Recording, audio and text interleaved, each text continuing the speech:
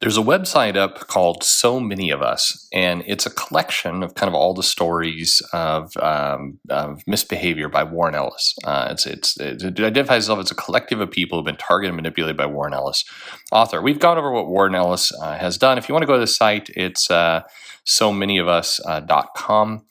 Which is quite a get, actually, for a domain name. But I want to zoom in on one part of this, because there's a lot of things here that people are going to, either be comfortable with or not comfortable with, or going to think is common or not common. There's like one little piece right in the middle that I think is the glaring problem in all of this, but it's the part that's getting talked about the least. So this isn't a video about Warren Ellis or any of that kind of stuff. It's a video about this specific problem.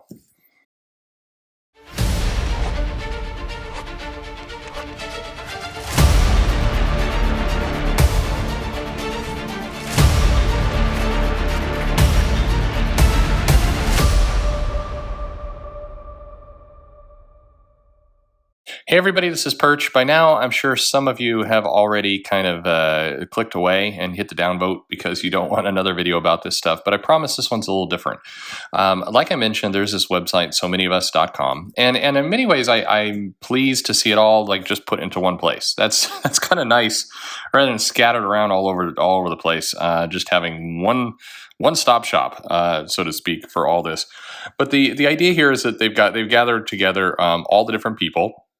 And there's 60 plus women and non-binary individuals who have issued their statements. And if you really want to have a pretty unpleasant day, you can go and read through each testimonial, which is just not fun. Of course, not fun for anybody. But I mean, none of this will make you feel pleasant. It's the worst of kind of TMZ level. There's text messages that are posted here, and it's like gross. It looks gross. But there's a place that down on the homepage, we've got kind of the list, the bulleted list of problems. And a lot of these problems are going to be kind of up to you. Everybody's going to have a little bit of a different kind of ranking and prioritization.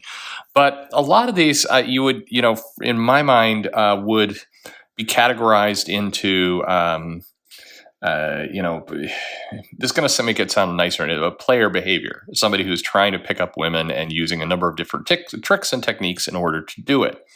I think this really bothered people about Ellis because he often positioned himself as being a champion for women. So I think that's it's a feeling of betrayal.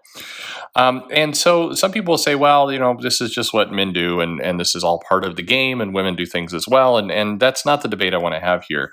It's the part that I think is most important in my mind if you're talking about helping an industry. Now, in terms of helping the human being be a better human being, and kind of that's a whole other ball of wax, and definitely some stuff happens here. But it's about let's see, 1, 2, 3, 4, 5, 6, 7, 8 bullet points down. We get to really the problem the industry has. And it starts with, the problem insinuates he can help advance careers, sometimes follows through. That almost should be underlined. We'll get back to it in a second. Thus, obliging his target can continue the sexual relations with him. Being dropped could mean major career consequences. That one I wish was highlighted and brought out, because that's the big problem in all this. Now, next to each one, they have like the footnote citation of each allegation and where it comes in. And in many cases, most people are saying, seeks private interactions, and kind of picks up on women. Everybody's listing that one. Not as many are listing this one. But this is the big one. This is the big problem, both with the industry and all of this. And then down a little further below, there's directs targets into producing custom pornography for him, and which can be, send me your selfie or worse. Then we just have a bunch of other cases of general, in some cases engaging in hypnotism. I mean, fucking yikes! The comics are weird, man. I mean, not anywhere else, but it's this one. It's the insinuates he can help advance careers, sometimes follows through, thus obliging his target to continue sexual relations with him. Being dropped could mean major career consequences. And then the very last one, these two are linked in a weird way. punishment in form of withheld attention, affection, often but not always when the target questions his behavior or is otherwise non-compliant, and the abrupt termination of the relationship without communication.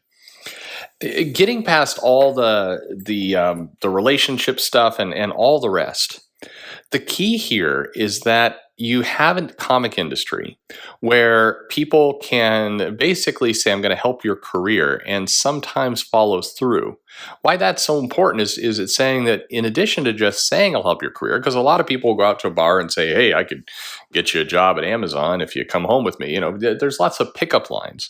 Is that skeezy behavior? Sure. But there's another level when, actually jobs at Amazon appear. That the person actually is able to do that. And the challenge the comic industry has, and here's where there's a few different problems. Number one, you shouldn't have an industry where it's so easy for somebody to dangle a job or work in exchange for kind of sexual favors. By the way, does this happen outside of comics? Absolutely. Absolutely. Is it a major problem that it does? Yeah, a lot of these, this has led to big lawsuits, big, destruction of careers, big, people have gotten fired, a lot of companies gotten sued. There's a lot that goes on here when this happens, and that's why you have companies with HR departments and hiring practices and all the rest, is precisely to not let this exact thing happen, that you're trading something personal. And so, by the way, it's not always sexual relations. It can be that somebody pays money to a college in order to get somebody in do that program who doesn't deserve it. Maybe it's I know back in the Wild West of technology when gaming was coming up that people would buy. EA would I don't remember if it's EA now. I should be more cautious about the names, but companies would buy gifts for the big for Sony or for Xbox or for back with mobile with AT&T and Verizon in order to get their games or their products put up on their storefronts, as a bribe. That's a big no-no. It's definitely considered bad behavior. And here's the part of this whole article. I mean, you can read through it and you can really kind of immerse yourself in this kind of gross stuff it goes into. I mean, thankfully, I will say this, it really defines what grooming is and what the problem is. But the problem is you get all the way to the bottom of this, and it doesn't ask kind of one really big question. Its goals are, not to add anybody to the group, for people to know that there's support, for this behavior to be recognizable. There, it's touching on where a solution is, but and there's still transformative justice. It's weird because at the bottom it says our aim is not to see Warren Ellis punished. We're here to look forward, but putting this dirty laundry, saying this stuff is punishment. I mean, we should stop mincing words and just say what's kind of on our mind. Let's say punishment, because that's what people are after here. And by the way, if Ellis did do all these things and lied to people and told them he'd help their careers, and then when they didn't give him what he wanted, kind of dropped them, then he should be punished. I mean, let's stop pretending we don't want anybody really punished. We just want this stuff brought to the surface. Maybe that's part of the problem. We should punish if people are engaging in this kind of stuff and manipulating people and dangling these jobs and everything else. Punishment is appropriate. Stopping the behavior is appropriate. I think so. You read through all this, and one thing that's not listed here, and granted, this would be a weird step to take, but probably a good one, is to say, and by the way, here are the editors, here are the people in management within Marvel and DC and some of these other companies where Ellis worked, who knew this was going on, who we complained to and did nothing, who kept Ellis in his position, who hung out in conventions and saw a lot of this stuff going on, and kept getting Ellis, more work. Who gave Ellis more comics while all this was going on and knew this was happening? Why are we? If you're going to go all in. Do you want to? What's the problem exactly we're trying to solve? Again, I do this video. I've talked about this enough, but I want to keep hammering this point. We have a system where people are allowed to continue working when they are helping advance careers, helping get people into comics, and it's bigger than one guy, or it's a network, it's a structure that needs to be addressed. Because you can look at it many different ways. You can want to address it because it's just the right thing to do. That's fair, probably correct. It is the right thing to do to address this. You can also want to address this because maybe you're a comic fan and you'd like to not see these companies get sued into oblivion. That would be good too. You can also want to address this because you're an artist, a creator, an independent contractor, and you want to make comics, and you do not want for the entry into comics to get so difficult because so many checks and background checks and other things have to take place that it's becomes impossible to actually work on these characters you love. There's a lot of reasons to want to fix this that go beyond just the guy is got bad behavior toward women and should stop. That's a good thing to fix too. Don't get me wrong, but it's bigger than that. And I feel like I've been doing these videos and I'm not making my point very well. And I admit it. I know I'm not. But it's bigger than that is kind of the key here. It's by stopping at the individual, by just making it about kind of one skeezy guy who, either picks up women in a creepy way or, very devastatingly manipulates them, or somewhere in between. There's a different industry problem. And by the way, that industry problem is not men are in it being creepy. Yeah, some men are in it being creepy. And guess what? Men are going to continue to be in it being creepy.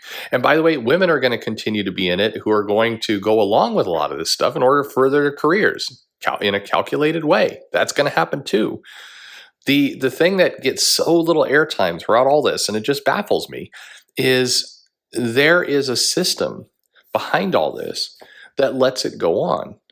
That that if you are an editor or a senior member of management at Marvel or DC, and you're reading this and you're seeing he can advance careers, sometimes follows through.